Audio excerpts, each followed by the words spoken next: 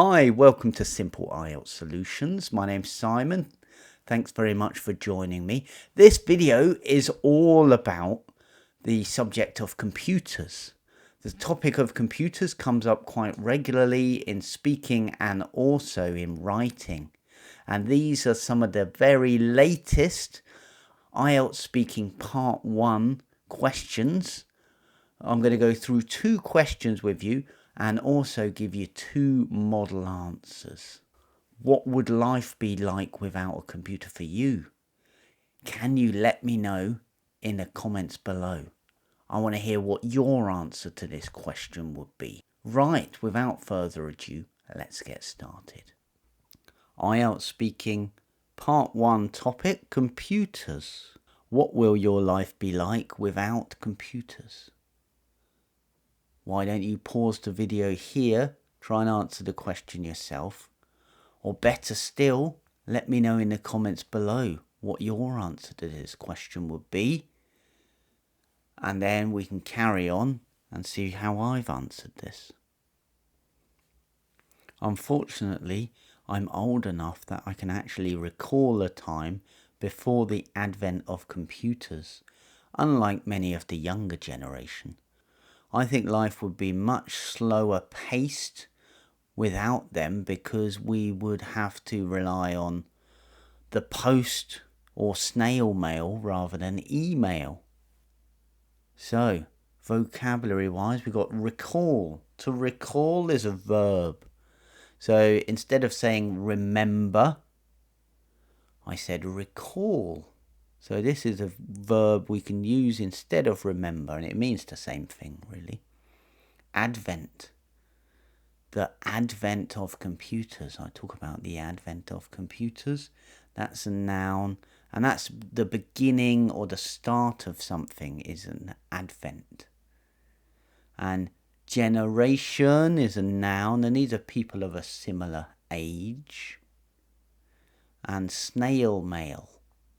Snail mail is an idiom, and this is referring to the normal postal service. So sending a letter in the post.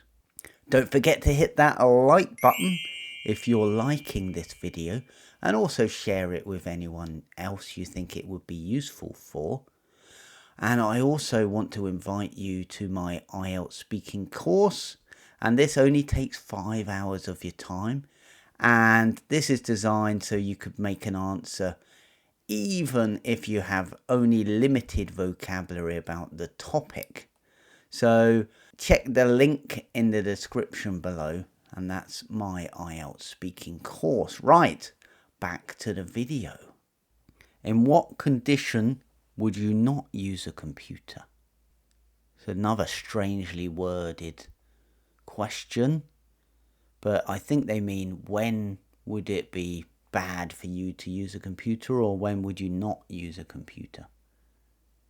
Don't forget, you can pause the video now and answer the question yourself and then see how I've answered. I think it would be frowned upon or probably prohibited to use a computer in a formal academic exam. If you were taking a test in the examination hall, I'm sure the invigilators would not be keen on you firing up your laptop to look up the answers. Let's look at the vocabulary I used there. So if you were taking a test, I'm using a conditional sentence here. And it's a good idea to show the examiner lots of different types of grammar structures so they can give you a good score for your grammatical range and accuracy. Vocabulary wise, we got frowned upon. It would be frowned upon. Frowned upon is an idiom, and that means basically disapproved of, or they would not like it. Prohibited is an adjective, means forbidden or not allowed.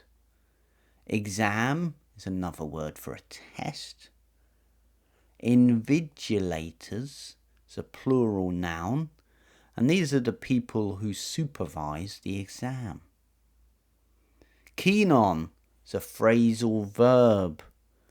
You know I like to use phrasal verbs because they're very easy to use. They're much easier to use than idioms, and you can use them in a lot of different circumstances.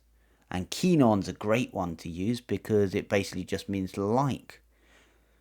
But here I've said not be keen on, so it means don't like.